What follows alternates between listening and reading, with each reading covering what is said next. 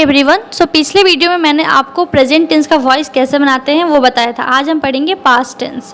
तो आइए अब हम तो वीडियो देखिए, शुरू करते हैं। पास्ट टेंस का जो सबसे फर्स्ट फॉर्म जो होता है वो होता है पास्ट इंडेफिनिट टेंस, जिसे हम सिंपल पास्ट टेंस से के नाम से भी जानते हैं।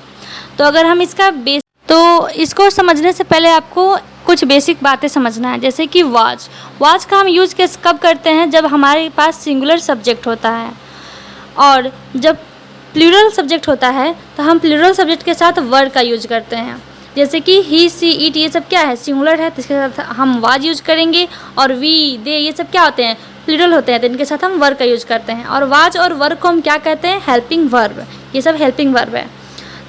तो ये जो हेल्पिंग वर्ब होते हैं और जो मेन वर्ब होते हैं उन्हें आपको याद रखना होगा। तो अब देखिए, अगर हम पास्ट इंडेफिनिट का सिंपल स्ट्रक्चर का बात करें, जो बेसिक स्ट्रक्चर जो होता है वो क्या होता है? Subject plus verb two plus object. तो ये होता है सिंपल पास्ट टेंस का बेसिक स्ट्रक्चर। तो अगर हम एक एग्जांपल देखें तो देखिए, आई एट अ मैंगो। तो यहाँ पे देखिए एट जो है वो क्या है? Verb to. तो वर्ब्स के जितने भी फॉर्म्स होते हैं 1 2 3 4 5 वो सब आपको याद रखना होगा। तो देखिए, अब अगर हम इसका एक्टिव वॉइस का बात करें तो स्ट्रक्चर सेम ही होता है, subject plus verb two plus object, ये एक्टिव वॉइस। लेकिन पैसिव बनाते समय सिर्फ दो चेंज होता है। एक तो वर्ब आपका हमेशा 3 रहेगा और हमेशा हेल्पिंग वर्ब इसके साथ लगेगा। जैसे कि यहाँ ऑब्जेक्ट की जगह हम क्या होता है? सब्जेक्ट हो जाता है। अगर क्वेश्चन में ऑब्जेक्ट रहता है तो सब्जेक्ट बनता है। और हेल्पिंग वर्ब यहाँ पे क्या यूज होता है? वाज और वर। और अगर वर्ब टू है तब पैसिव बनाते समय हमेशा वर्ब 3 रहेगा, फिर प्लस बाई और प्लस जो सब्जेक्ट रहता है हमारा एक्टिव का वो क्या हो जाता है? पैसिव का ऑब्जेक्ट। तो आई होप आपको समझ आ रहा होगा। तो आप चलिए अब हम एक एग्जांपल से समझते हैं। तो देखिए, जो फर्स्ट वाला जो क्वेश्चन था हमारा ऊपर का कि I ate a mango, ate a mango, तब हम जानते हैं कि जो एक्टिव वॉइस का ऑब्जेक्ट होता है उसे हम क्या बनाते हैं? सब्जेक्ट। तो इसीलिए जो हमारा ए मैंगो है वो क्या हो जाएगा? हमारा सब्जेक्ट बनेगा। और अब यहाँ देखेंगे कि मैंगो जो है वो सिंगुलर है, तो इसलिए इसके साथ हेल्पिंग वर्ब जो लगेगा वो क्या लगेगा? वॉज। अगर यही मैंगोज रहता तो बहुत सारा मैंगोज हो जाता, तो इसलिए हम क्या यूज़ करते हैं? वर्ड। तो अब मैंगो वॉज ईटेन। अब एट का वर्ब टू है एट, लेकिन इसका वर्ब 3 क्या हो जाएगा? Eaten by. और आई का क्या होता है? ऑब्जेक्टिव केस मी, तो इसका पैसिव क्या बनेगा? A mango was eaten by me. तो आई होप ये समझ में आ गया होगा। तो इस तरह से आप और भी क्वेश्चन प्रैक्टिस करिएगा घर पे, आपको जरूरी कंसेप्ट अच्छे से क्लियर हो जाएगा, क्योंकि क्वेश्चन बनाने से ही हमारा कंसेप्ट क्लियर होता है। तो अब नेक्स्ट है आपका पास्ट कंटिन्यूअस टेंस।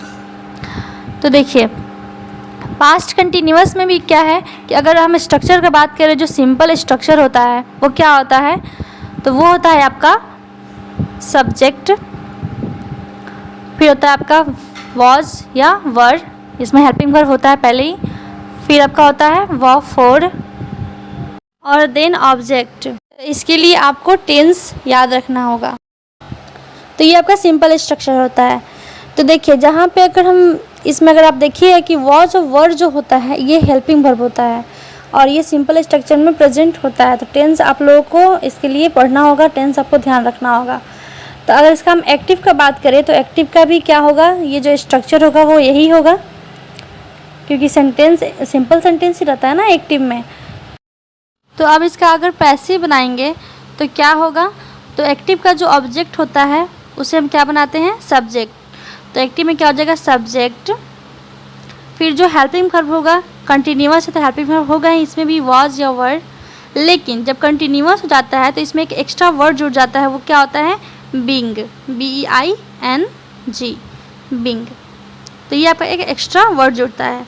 और फिर प्लस, अब यहाँ वर्ब 4 होता है, लेकिन पैसिव बनाते समय हमेशा वर्ब 3 होगा, वर्ब 3, फिर प्लस बाई और ऑब्जेक्ट। तो आई होप आप सबको ये समझ आ रहा होगा। अगर कोई भी प्रॉब्लम हो तो आप कमेंट में ज़रूर पूछें। तो हम इसका एग्जांपल देखते हैं। तो देखिए, फर्स्ट एग्जांपल है हमारा, तो ही वॉज टीचिंग मी। तो ये आपका क्या है? एक्टिव वॉइस है, ठीक है। तो अब इसमें का जो ऑब्जेक्ट है हमारा मी, तो इसका पैसिव बनाते समय क्या हो जाएगा? मी जो होगा हमारा वो क्या हो जाएगा? आई।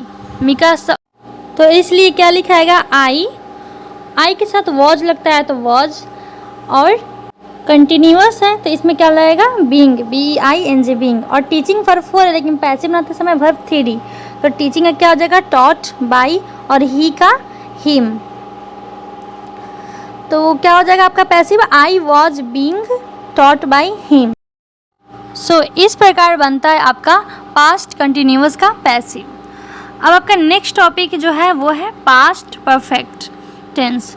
तो इसका जो अगर हम सिंपल स्ट्रक्चर का बात करें तो सिंपल स्ट्रक्चर इसका होता है subject plus had plus had plus verb 3 plus object. तो ये आपका होता है पास्ट परफेक्ट का सिंपल स्ट्रक्चर। तो एक्टिव वॉइस का भी स्ट्रक्चर यही होगा, ठीक है। लेकिन अब इसका पैसिव का बात करें तो ऑब्जेक्ट हमारा बनता है सब्जेक्ट प्लस हैड, और इसके साथ यूज करते हैं हम बीन, BEEN। वहाँ पे बीइंग होता है कंटिन्यूअस में और यहाँ बीन होता है, और वर्ब 3 प्लस ऑब्जेक्ट, ठीक है। अब एक एग्जांपल देख, तो एक एग्जांपल लेते हैं हम एक्टिव वॉइस का कि I had writing the letter. ये हमारा एक्टिव वॉइस है। तब इसका जब हम पैसिव बनाएंगे तो जो लेटर होगा वो क्या हो जाएगा, हमारा सब्जेक्ट, क्योंकि द लेटर हमारा क्या है, ऑब्जेक्ट, तो इसलिए हम पैसिव बनाते समय सब्जेक्ट बनाएंगे तो द लेटर। हैड का हैड ही होगा, अब लेकिन बीन का यूज करेंगे हम, BEEN, बीन। और रिटेन तो थर्ड फॉर्म है ही, तो रिटेन का थर्ड फॉर्म रिटेन ही होता है, रिटेन। एंड बाई, और आई का ऑब्जेक्टिव केस क्या हो जाता है, मी। तो इसका पैसिव क्या बना, the letter had been written by me. तो इस तरह से आपका बनता है पास्ट टेंस का पैसिव। तो अब हम नेक्स्ट वीडियो में पढ़ेंगे फ्यूचर टेंस का पैसिव। तब तक के लिए आप और क्वेश्चन बुक से प्रैक्टिस करिए and stay connected with SSC collection bye Pallavi, और चैनल को सब्सक्राइब कर लीजिए।